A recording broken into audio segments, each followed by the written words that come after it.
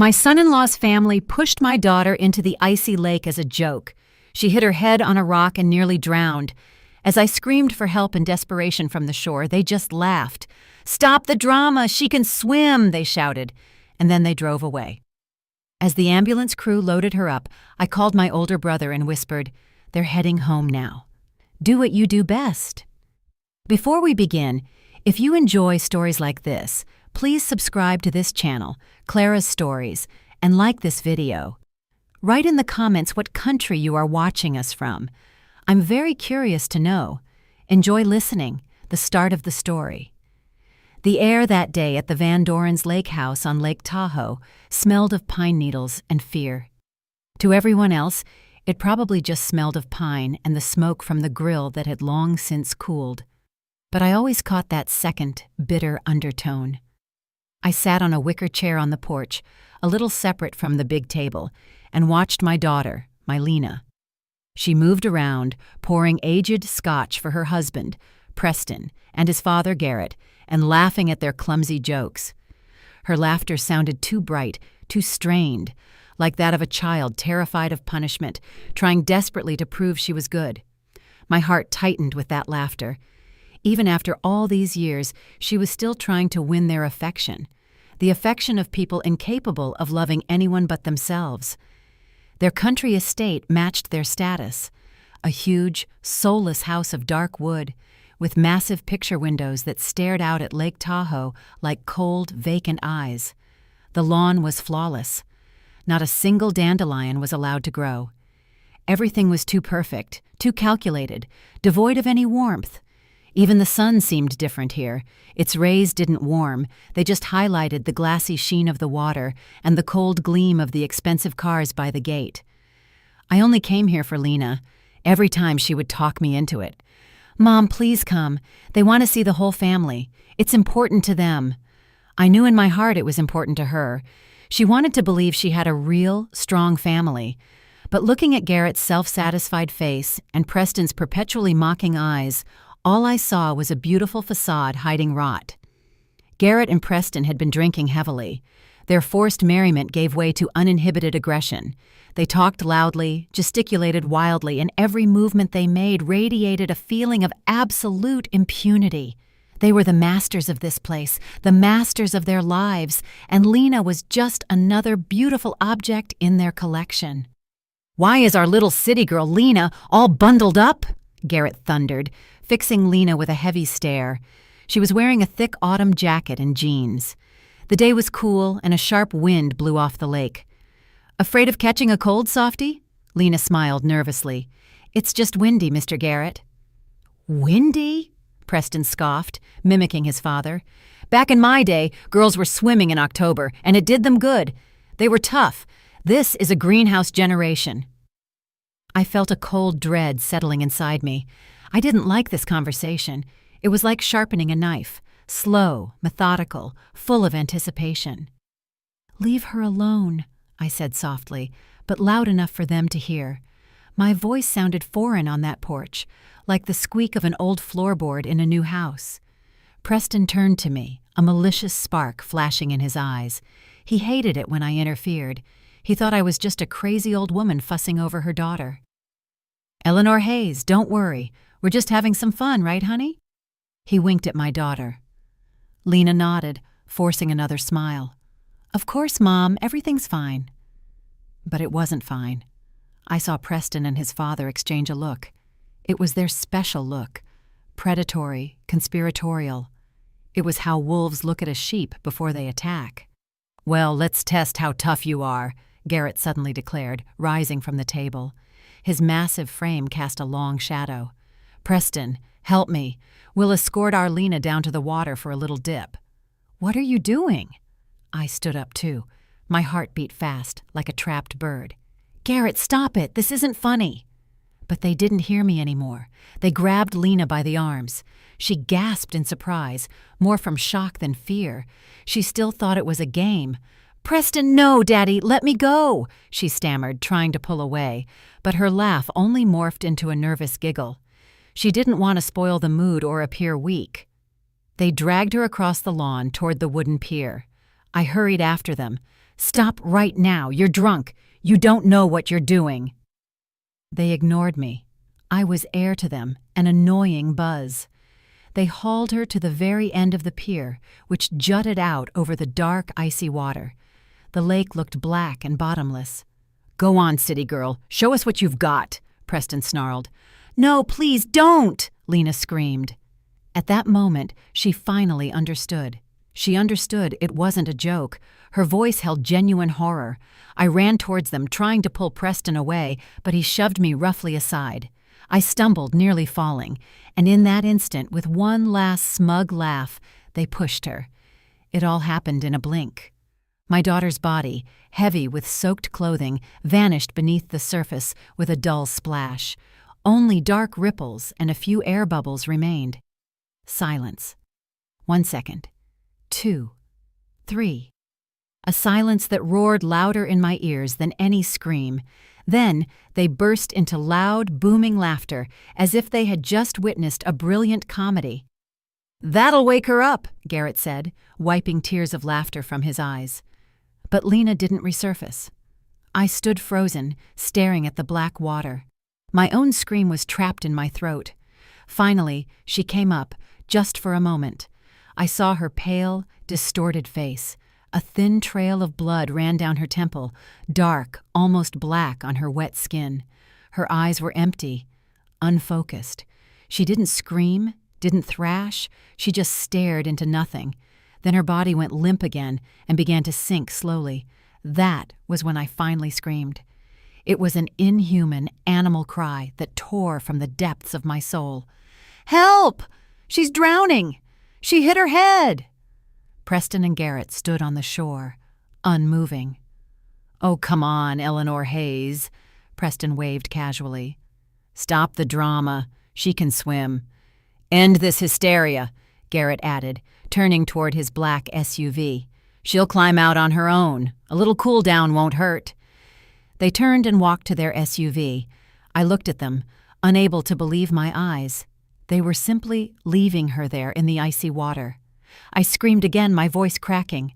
"Where are you going? Come back! She's dying!" The car doors slammed shut. The engine roared to life. Preston stuck his head out the window and, still grinning, yelled, "Don't ruin our evening, mother-in-law. See you at home." And they sped away. The crunch of gravel under the tires, the distant hum of the engine, and then silence.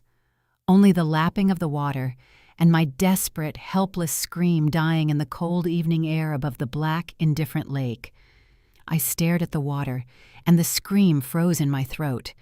It turned into an icy knot that pressed down on my lungs, making it hard to breathe. The world narrowed to that dark spot on the lake's surface and the spreading ripples. The panic that had just been tearing me apart suddenly condensed, solidifying into something else, hard and heavy. It sank to the bottom of my soul, replaced by a shrill, unnatural emptiness. In that emptiness, I heard a distant sound, the put-put of a boat motor. I turned my head. Behind the reeds, about 100 yards from the shore, a small inflatable boat was moving slowly. A man in a faded camouflage jacket sat inside. A fisherman. I didn't scream again. I had no voice. I simply raised my hand and pointed to the spot where my daughter had disappeared underwater. The man in the boat didn't understand at first, but then he must have recognized my face. Something about my stillness, my frozen gesture, told him more than any scream could have. He turned the boat sharply. The motor howled, and the boat shot toward the pier, leaving a foamy trail behind it. He was there a minute later. "What happened?" he shouted. His face was weathered and serious. I couldn't answer. I just pointed at the water again. "There, man." I finally managed to nod. He asked no more questions. He cut the engine, grabbed a boat hook, and began peering into the dark depths. I stood there watching him work. Every movement was precise, deliberate. He knew this lake. He knew what to do. And I, who had lived so many years, who had endured so much, was in that moment as helpless as a newborn kitten. He hooked her jacket with the boat hook. I saw a flash of light fabric underwater. He leaned over the edge, risking falling in himself, and pulled her up with incredible effort. As he hauled her into the boat, I saw her face. Blue, lifeless. In that moment, the ice inside me broke, but it didn't melt. It shattered into 1,000 sharp shards. I pulled out my cell phone. My fingers wouldn't obey, but I forced them to dial 911, 911. Ambulance. I spoke calmly and clearly to the operator, giving the address of the vacation community and directions to the lake. I wasn't crying. My voice sounded strange, mechanical. While the fisherman performed mouth-to-mouth resuscitation in his boat, and I gave instructions to the paramedics from the shore, images flashed through my mind. Lena at 5 years old, crying with a scraped knee in my arms. Her as a first grader with giant white ribbons, proudly carrying her first bouquet. Her at high school graduation, twirling in her simple but beautiful dress, her eyes shining with joy. And her on her wedding day, looking at Preston with such hope, such faith, that I desperately wanted to shout, "Don't do it, baby.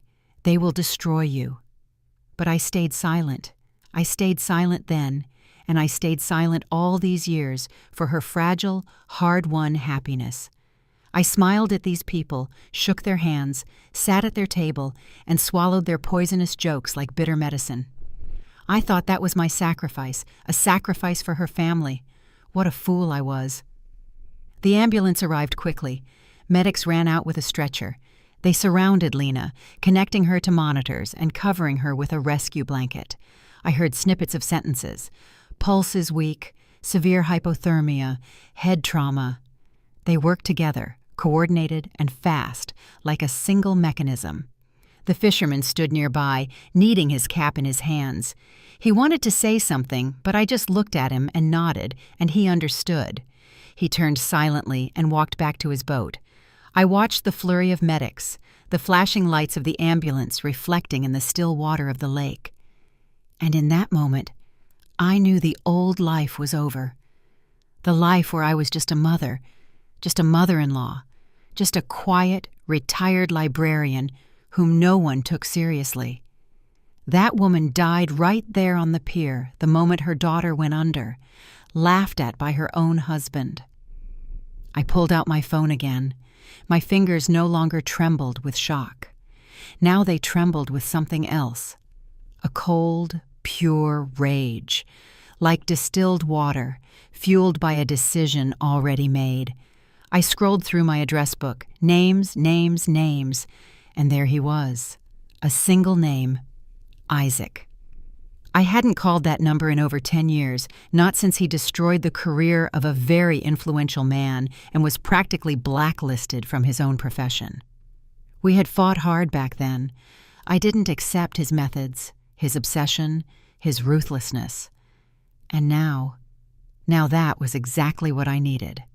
I pressed call. It rang for a long time. I was sure he wouldn't answer or had changed his number.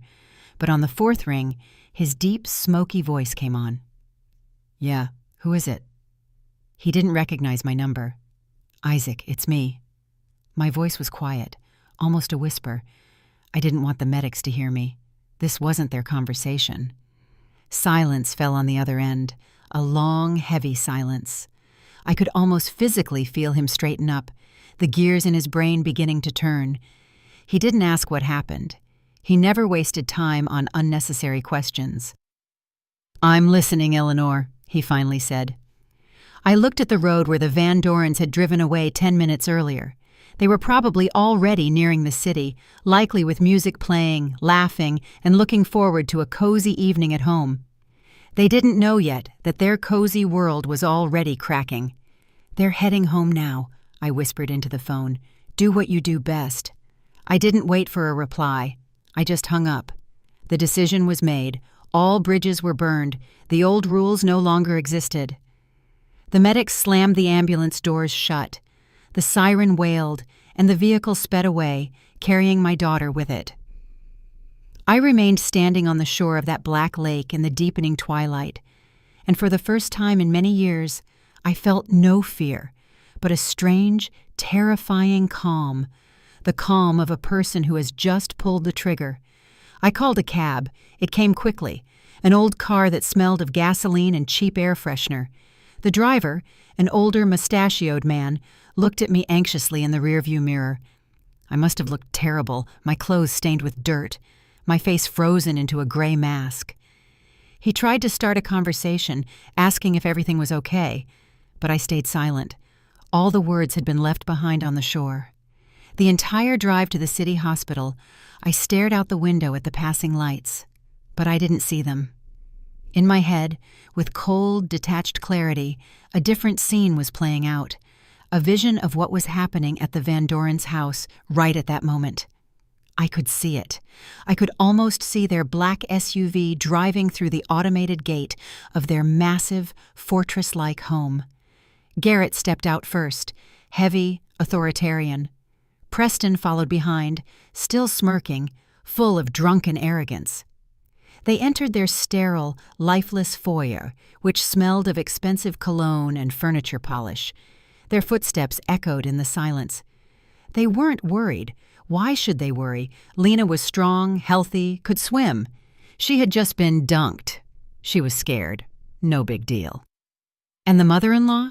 The mother-in-law was always hysterical. She would scream and moan, and then Lena would come, as always, and fix everything.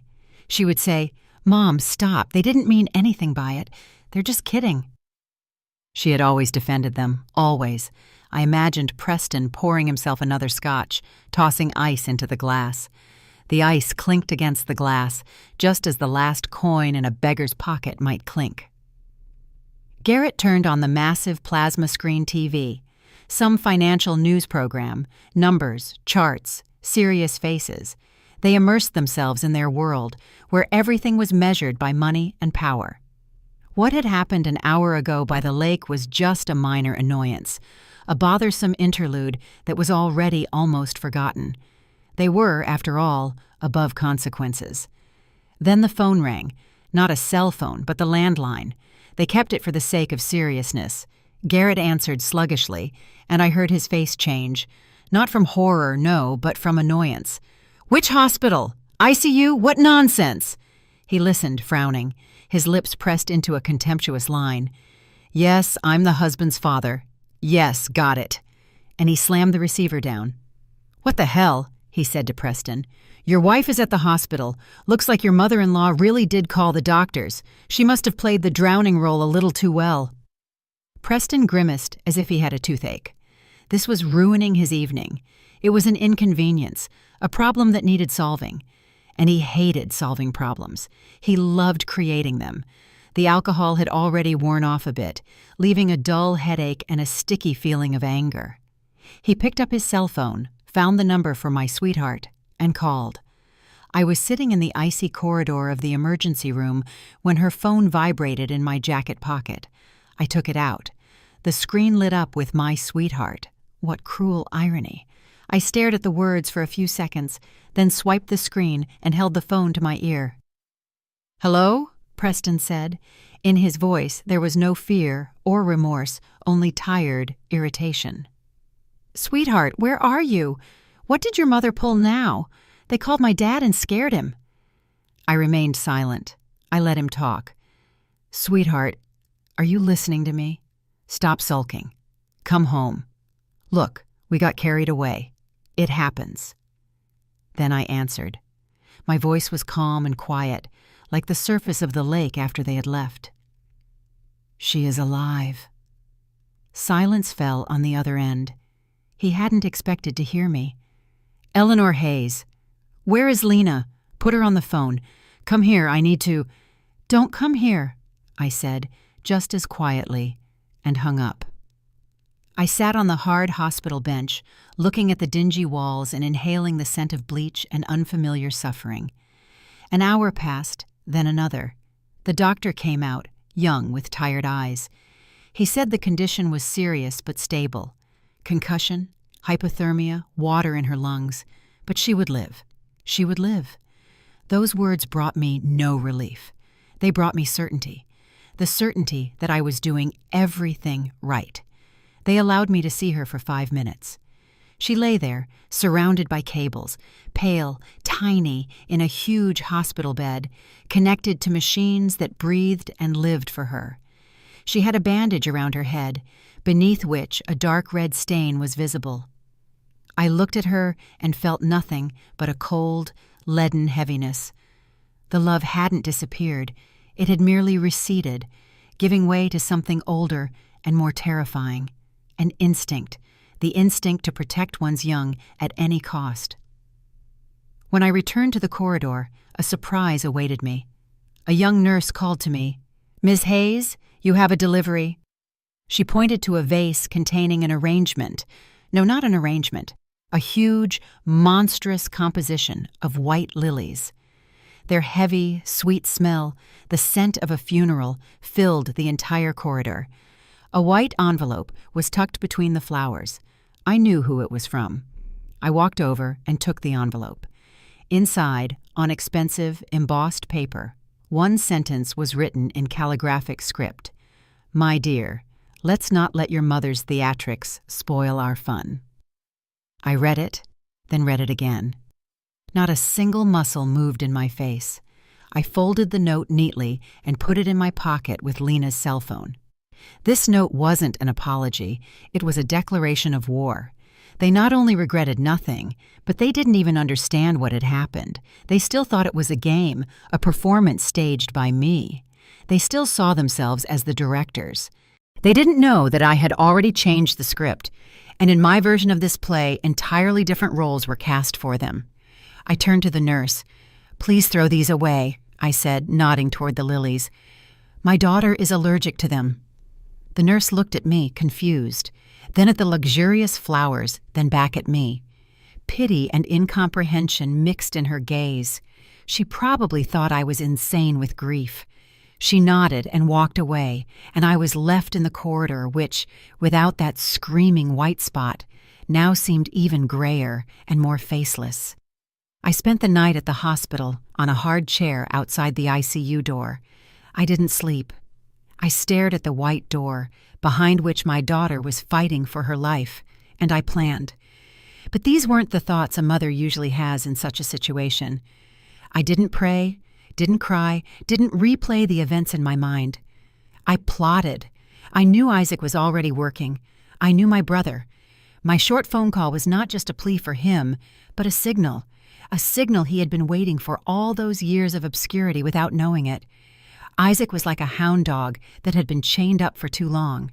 In the past, he had been the best investigative journalist in the country. He saw through people, sniffed out lies like a predator smells blood.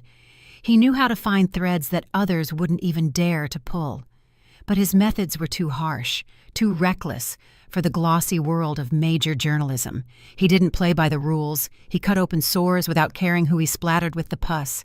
And one day, he touched the wrong man. His career was destroyed. He was fired, lost his press credentials, became an outcast. He retreated underground, scraping by with small freelance jobs, writing under pseudonyms, but he hadn't lost his edge. I knew that, and I also knew where he would start. He wouldn't dig in the present. That was too trivial for him. Arguments, drunken outbursts, family squabbles. That wasn't his level. Isaac always looked for the root, the cause. He would dive into the past of Garrett Van Doren. The morning brought the smell of hospital coffee and good news.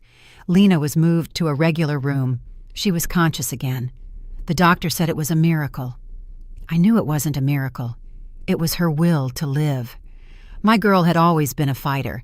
She had just been fighting on the wrong side for too long. I walked in. She lay there, her head turned to the window. She was very weak, barely speaking. "Mom," she whispered. I took her hand. It was cold. "I'm here, baby. I'm with you." She looked at me, and tears welled up in her eyes. "Did he call? Preston?" I didn't lie to her. "Yes, and he sent flowers." "What did he say?" A faint, dying hope was in her voice. I looked her straight in the eye. "He said I was being dramatic." She didn't answer, just turned back to the window, and a tear slowly ran down her cheek. Just one. In that single tear was more pain and disappointment than in any scream. In that moment, I knew she was starting to see too. The icy lake water had washed away the veil she had worn for years. The phone rang in the afternoon when I had gone out to the hospital park for some fresh air. The number was unknown. "Yes, this is Eleanor." Isaac's voice was hoarse and tired. He hadn't slept all night. I knew it by the way he spoke the words, as if rolling hot stones in his mouth. "I have something for you." He didn't beat around the bush. He got straight to the point. I found some old archives. 22 years ago. Same lake, a different boat. Garrett Van Doren and his business partner at the time, a man named Malcolm Pierce. They went fishing. Only Van Doren returned. He claimed Pierce was drunk, fell overboard, and hit his head on the propeller. An accident. I listened, and the cold that had settled in me by the lake shore grew denser. "The case was closed after a week," Isaac continued. "Too fast for a story like that. I tracked down the detective who handled the case, Detective Ron Healy. He's retired now and keeps bees in a quiet rural town in the Sierra foothills. The old man fought me for a long time," Isaac said. "But I know how to be persuasive." I knew what he meant. His persuasion could break others too. Healy caved. He said he was heavily pressured from above. They brought him an envelope full of cash and a photo of his daughter, a college student, and he signed everything. He said that sin has tormented him his whole life. The picture that was coming together was gruesome, ugly, but terrifyingly logical. "But that's not all," Isaac said. "Pierce had a son. He was about 10 years old back then. They had no contact. The father had left the family. I found him. He works now as a simple auto mechanic in Oakland. He hates his father, but he kept some of his things. Among them letters. Letters Pierce wrote to his sister shortly before his death. In them, he wrote clearly that Van Doren had cheated him out of almost all his business shares. He intended to go to the district attorney. A week after that letter, he accidentally drowned." I closed my eyes. The vague, unexplained anxiety I had felt all those years near the Van Dorens, the worry that everyone, including my own daughter, attributed to my overly anxious nature, wasn't anxiety. It was intuition, a deep animal sense that had screamed at me that monsters were living next to my daughter. I wasn't surprised. I wasn't shocked. I only felt a strange, icy confirmation, as if I had walked through a dark room all my life, bumping into furniture, and now someone had flipped the light switch, and I saw that the room was full of traps. "What now?" I asked. My voice was perfectly calm. "Now we have leverage," Isaac replied. "They think this is a family dispute. They don't know we're playing a different game." He was right. This was no longer a reaction to their act. It was no longer the revenge of an injured mother. It was an act of restoring justice, the justice that had been sunk with Malcolm Pierce's body in that same lake 22 years ago. I was ready to go all the way. Now I not only had the right, I had the evidence. I hung up and sat on the bench in the hospital park for a long time. The autumn sun shone faintly through the bare branches of the trees, but it didn't warm me. I looked at my hands. They were no longer trembling. They were steady. They were the hands of a person who knew what to do next. The next 2 days passed in the fog of hospital routine. I brought Lena broth that I made on a small electric burner right in the room, helped her walk to the bathroom, and read Chekhov to her. We barely talked about what happened. Words weren't necessary. Something new, fragile, but genuine developed between us, a silent understanding. She no longer tried to justify them. She simply remained silent, and in her silence was more condemnation than in all my words. Preston stopped calling. He had apparently decided to starve us out. He was waiting for Lena to calm down and call him herself, as was always the case after their arguments. He didn't understand that this time, everything was different. He was still playing his game, by his rules, in his small, cozy world where he was king. He didn't know that outside his world, the clouds were already gathering. The climax came on the third day. I imagine it like this. Garrett Van Doren is sitting in his huge office, furnished with dark oak and leather. Perfect order on his desk, an expensive pen, a notebook, several phones. He skims the morning stock report on CNBC. He is calm. He has the situation under control. The family annoyance with his daughter-in-law barely bothers him. That's Preston's problem. Small, everyday, solvable. Women always cause trouble. You just have to show toughness, and they crawl back and apologize on their own. At that moment, one of his phones rings, the one without caller ID, the line for particularly sensitive conversations. He sees who's calling, and a satisfied smile appears on his face. It's an old friend, an important man from the regional administration, Mayor Jim Dalton, a man he had helped solve problems for many years, a man who owed him a favor. "Jim Dalton, pleased to hear from you," he says in his velvety, confident voice. "To what do I owe the honor?" But on the other end, he hears no friendly greeting, only a dry, cold, almost hostile tone. "Garrett, I need to speak to you seriously and not over the phone." Garrett frowns. He doesn't like this tone. It disrupts the accustomed order of things. "Did something happen?" "Something happened." The voice on the phone grows harder. "A man was here today. He claimed to be a journalist, though he looked more like a district attorney, very persistent." Internally, something constricts in Garrett for the first time, a cold, unpleasant lump. "And what did he want?" he asks, trying to keep his voice indifferent. He wanted to talk about that 22-year-old case, the case of a certain Malcolm Pierce. He asked very unpleasant questions about the boat, about the money, about your argument with him the night before he died. He knew details that only 3 people could have known. You, me, and the deceased, Detective Healy. The office, which a minute ago seemed like a bastion of his power and stability, suddenly begins to narrow. The air grows thin. He remains silent. "Garrett," Jim Dalton continues, and there is no hint of old friendship in his voice, only steel. "I covered this story up once. I will not do it a second time. My reputation is more important to me. I advise you to solve this problem quickly and make sure my name doesn't show up in it again. Ever. Do you understand me?" And he hangs up. Garrett Van Doren sits in silence.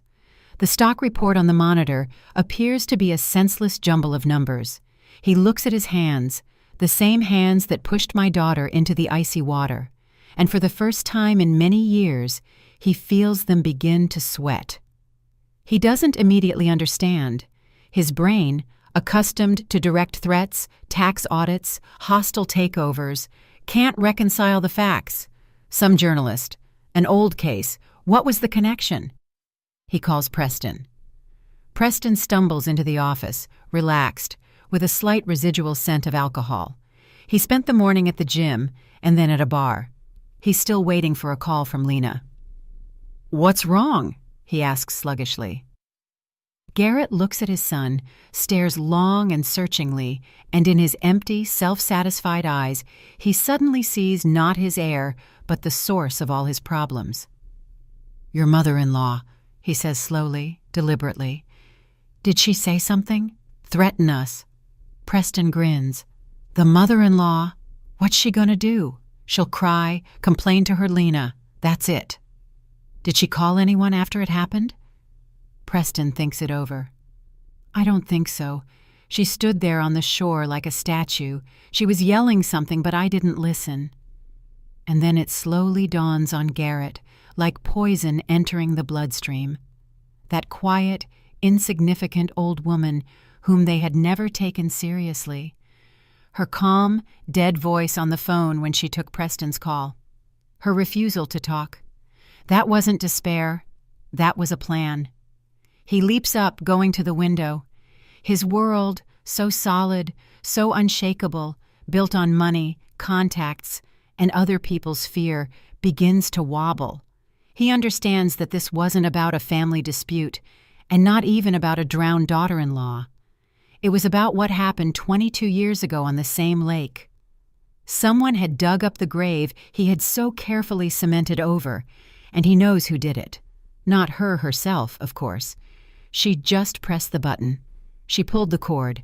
The call she made from the shore wasn't to the ambulance or the police. It was the call to the executioner.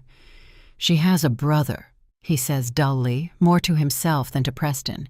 "Isaac Hayes, journalist. Ex-journalist, rather. I'd completely forgotten about him." Preston looks at his father, confused. He doesn't grasp the scale of the catastrophe. He's still thinking about his wife, the inconvenience, the ruined evening. But Garrett has already understood everything. He has understood that the grenade he himself placed in that quiet woman's hands was already unpinned. And all these years, she had just been holding the safety lever. That day on the lake, she let go. He snatches the phone. He begins calling everyone whose numbers were saved in the separate, encrypted memory of the phone. People who had been fed by his hand for years, who owed him their position, their wealth. He called, and his voice, normally authoritative and calm, cracked, hoarse. He demanded, threatened, pleaded. He tried to start the usual mechanism, the mechanism of suppression, the mechanism of erasing inconvenient truths. But the mechanism failed. On the other end, he heard confusion, cold politeness, and more often a short dial tone. His world no longer obeyed him. The people who had laughed ingratiatingly at his jokes yesterday now pretended not to recognize his voice. The ship had sprung a leak, and the rats were the first to feel it. They didn't just run. They tore up the ropes that tied them to him so he wouldn't drag them down to the depths. Preston stood pale and bewildered in the middle of the office. For the first time, he saw his father, this monolith, this unshakable titan, so out of control. And fear, genuine, sticky, animal fear, began to seep into his soul too. He suddenly understood that the joke at the lake was more than just cruel play. It was the trigger for something terrifying, the full scope of which he couldn't yet grasp. I didn't see any of this. I didn't need to. I knew it was happening. I felt it from a distance, just as one feels the approach of a thunderstorm through the change in air pressure. But I felt no gloating. I felt no satisfaction. I only felt a cold, detached calm. The process had been set in motion, and now it was running its course, obeying its own relentless laws. That day, Lena was significantly better. She could already sit up in bed, propped up on pillows. Color had returned to her face. We talked a little, and then she fell asleep.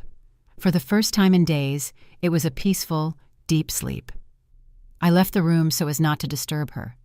I didn't want to wander the gloomy hospital corridors, and I remembered. I remembered that on the ground floor in the old wing, there was a library, a small room, forgotten by everyone, that almost no one entered. I had worked as a librarian for 40 years. That was my world, a world where everything is ordered, where every book has its place, where silence and wisdom reign. I found it. A door with an old peeling sign, library. I stepped inside. The room was small, dusty, with a high vaulted ceiling. It smelled of old paper and oblivion. Shelves full of books lined the walls. On a large table in the center, piles of books were stacked, books that someone had borrowed at some point, but never returned to their proper place. Chaos reigned, and I began to work, not because someone had asked me to, but because I needed to. It was the only thing I could do at that moment to preserve my own spiritual balance. I started sorting the books on the table. I picked up each one, wiped the dust from the cover, looked at the call number on the spine, and found its place on the shelf. Here, a tattered volume of Toni Morrison. I put her between Zora Neale Hurston and Alice Walker. Classics with classics. Here, an old medical guide. It belongs on the top shelf in the technical literature section. Here, a thriller by James Patterson. It goes to the foreign prose shelf. My movements were slow, methodical, almost ritualistic. I thought neither of the Van Dorens nor Isaac, not even of Lena. I thought only of the books, of the fact that everything in this world should have its place, that an order, once disturbed, must be restored. I worked, and the chaos in the small hospital library gradually receded. The table became cleaner, the shelves filled up in strict alphabetical and thematic order. I was restoring harmony in this tiny enclosed space, and this simple physical activity gave me peace. It was creation, a counterweight to the destruction I had set in motion. Eventually my phone rang. It was Isaac.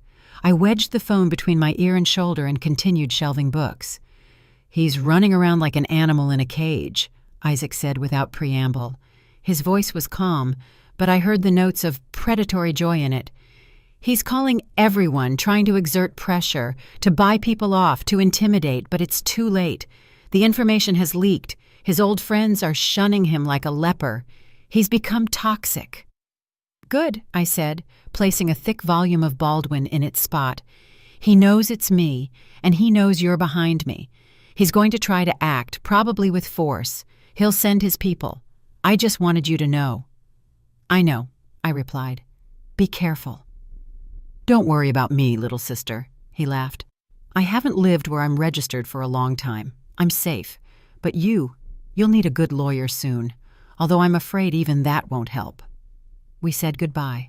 I put the phone in my pocket and picked up the next book. It was a children's book of fairy tales with bright pictures.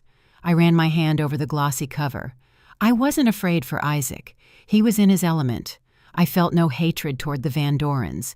To me, they were no longer people, but objects, pieces on a chessboard that I myself had maneuvered into a state of zugzwang.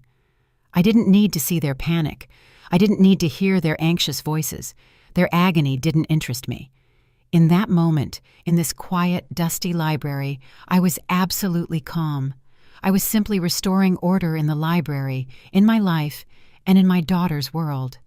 I knew that soon the last book would find its place on the shelf, and then silence would fall.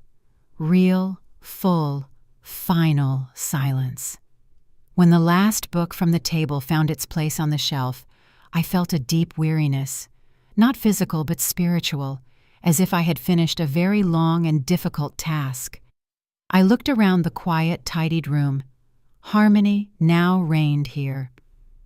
I left the library, pulling the door tightly shut behind me, and returned to the world of hospital smells and muffled sounds. Meanwhile, on the other side of the city, Garrett Van Doren's agony reached its peak. He had exhausted all his resources. His calls were no longer connected. His threats only elicited irritation. He understood that his empire, which had seemed eternal and unshakable to him, was only a house of cards, and someone had pulled the most important card from the foundation. Desperation is a poor advisor. It makes smart people do stupid, predictable things. And Garrett, having lost the ability to act subtly, decided to proceed coarsely. He resorted to the last argument he had left: violence. He called the head of his security detail, a sullen man with a heavy jaw and vacant eyes, a former Special Forces soldier who carried out the dirtiest jobs for him. "I need the address of this journalist, Hayes, and I need him to be spoken to very seriously, so seriously that he forgets not only my name, but his own." The man with the heavy jaw nodded silently. For him, it was routine work. Finding the address in this city was not difficult, especially with access to certain databases. An hour later, 2 inconspicuous dark cars with no license plates pulled into the courtyard of an old housing project on the outskirts of the city. 4 sturdy men in identical black jackets got out. They entered the stairwell, which smelled of cats and dampness, unhurriedly but purposefully, and climbed to the 7th floor. They went to apartment number 47, a shabby faux leather door, an old, almost antique doorbell. One of them pressed the button. In response, silence. He pressed it again. Still silence. "Enter," the oldest one briefly commanded. They didn't bother with the lock. One of them, the largest, stepped back a few paces, took a running start, and tore the door frame and all off its hinges with a deafening crash. They stormed inside, but the apartment was empty. It wasn't just empty, it was dead.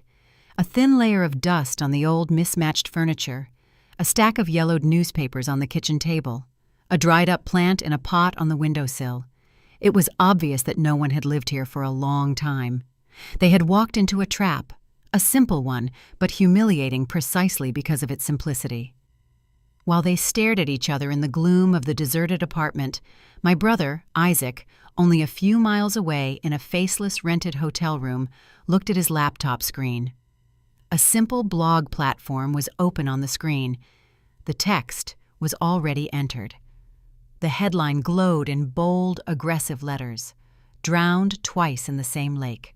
The 22-year history of impunity. Below the headline was a dry but devastating text. Facts, data, names, copies of Pierce's letters, quotes from a secret interview with the former Detective Healy, recorded on a voice recorder.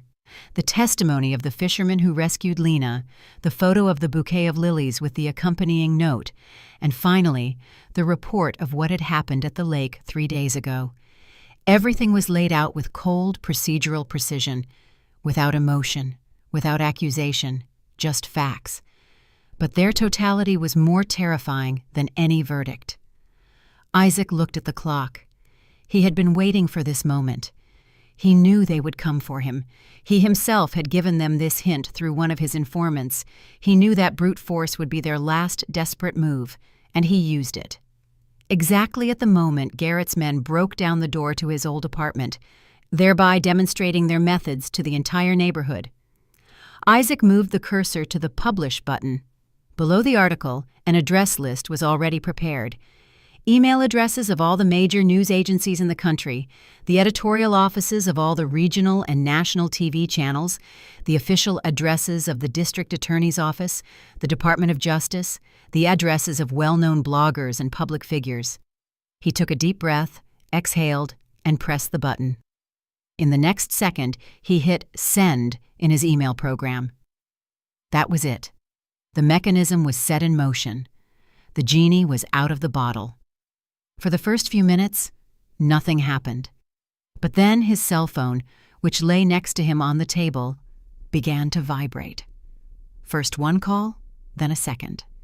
Then it vibrated nonstop.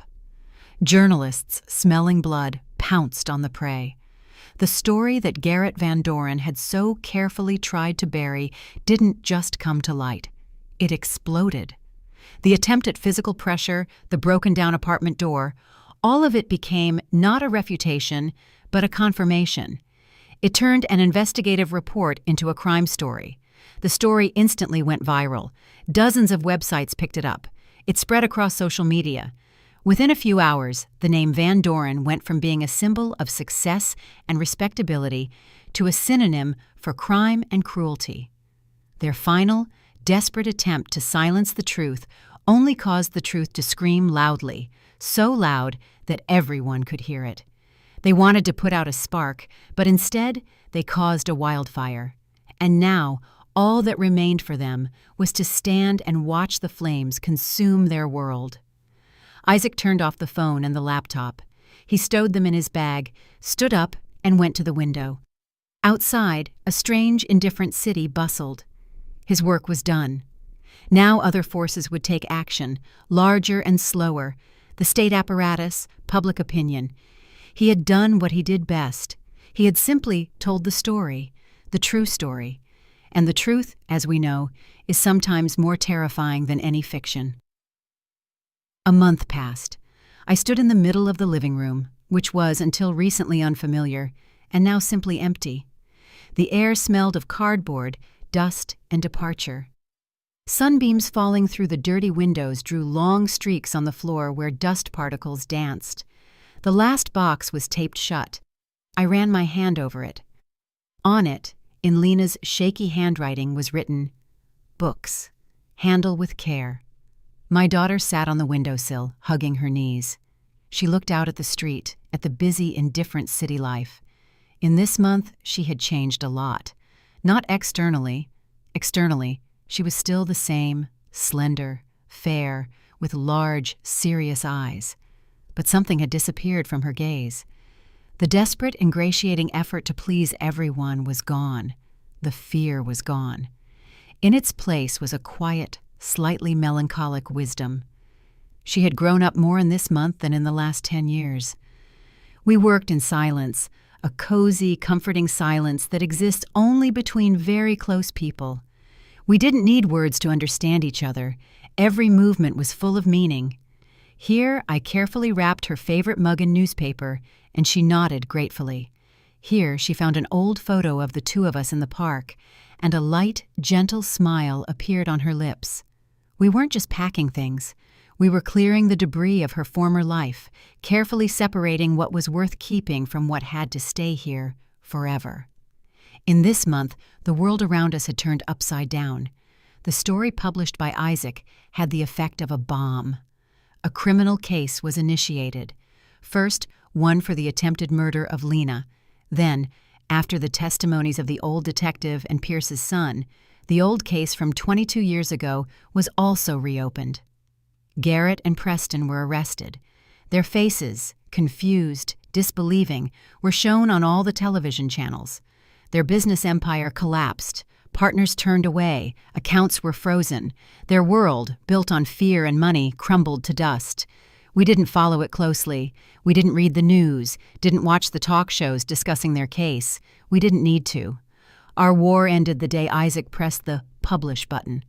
Everything else was just the consequence. We were only interested in our own small, quiet life. Lena filed for divorce. It was her decision, made firmly, calmly, without tears or hysteria. Preston tried to write her long letters from jail, full of remorse and love. He suddenly remembered how much he loved her, how much he needed her. Lena read these letters and then silently tore them into small pieces. She no longer believed in words. The icy water of the lake had taught her to believe only in actions. And now, the last box was taped shut. The chapter of that life was closed. Lena jumped off the windowsill and came over to me. She looked around the empty walls, the bare floor. Nothing connected her to this place anymore. "Where are we going now?" she asked. Her voice was quiet, a little uncertain, like that of a person who has wandered in the dark for a long time and suddenly stepped into the light. I silently pulled the keys from my pocket. Old, familiar keys with a small silver book charm she had given me many years ago. "I bought back our old apartment," I said simply. "The 2-bedroom near the public library. Remember?" She looked at me, and her eyes widened. Surprise flashed across them, then a warm, silent joy. The apartment, small, 2 rooms in the old brick building, the creaking hardwood floors, the high ceiling, the huge window in her room that looked out onto a quiet green courtyard. That was the place where she grew up, the place where we had been happy. I had sold it when Lena got married to help them with the down payment on this big, empty house. I had regretted it all these years, and now I had our home back. I put the keys in her palm. "We'll have to renovate, but the walls are standing, and so are our stories. I think we have an unfinished story there. It's time to write the ending." She squeezed the keys in her hand, and for the first time in a long time, I saw a genuine, sincere smile on her face. Not a forced one, not a strained one, but her own. "Yes, Mom," she said. "It's time." We left the apartment without looking back. I closed the door behind us and left the key in the lock. We didn't need it anymore. We walked down the stairs. Outside, a moving truck and my old taxi were waiting. I got behind the wheel. Lena took the seat next to me. We drove through the city, illuminated by the evening sun. I looked at the road, and for the first time in many years, I felt no fear of the future. I knew we would make it. My freedom wasn't that my enemies were punished, nor that I was finally believed. My true freedom was sitting next to me now. She was looking out the window at the passing houses, and the evening sky was reflected in her eyes. Freedom is the safety of my child and the quiet, simple possibility of starting over. In the small apartment near the library, where unfinished stories and unread books are waiting for their moment. And we had time ahead of us, a whole life to read them all. This concludes the story of Eleanor, a story about quiet strength, a mother's love, and justice that sometimes comes not through loud court proceedings, but through a single phone call. This narrative prompts reflection. Where is the line between revenge and restoring order, between forgiveness and impunity? Eleanor didn't scream or plead with the consciences of those who had none. She chose a different path, a cold, calculated one, and as it turned out, the only correct one. What do you think? Did she act correctly? Could she have acted differently, trusting a system that had already failed once? Or is her action the only possible response to absolute evil hiding behind a mask of respectability? This choice is not just a plot twist. It is a profound moral question to which everyone will likely have their own answer. I would be very interested to know exactly what you think about it.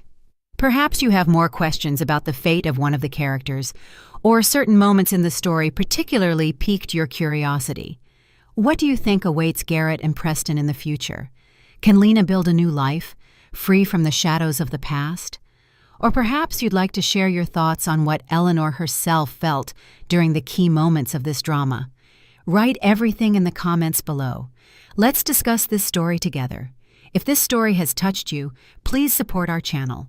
Like this video, subscribe if you haven't already, and of course, share your opinion.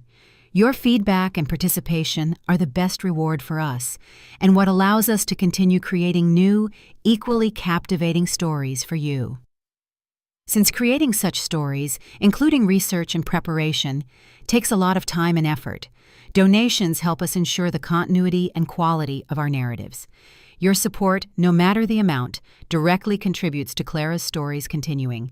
Thank you for your generosity and for being part of our community. Did you like my story, and which city are you listening from? Let's meet in the comments. If you like the story, you can support me by sending a super thanks so I can keep bringing more stories like this. Thank you so much for your sweet support. I'm looking forward to your comments on the story. On the screen, you can see 2 new life stories that I highly recommend.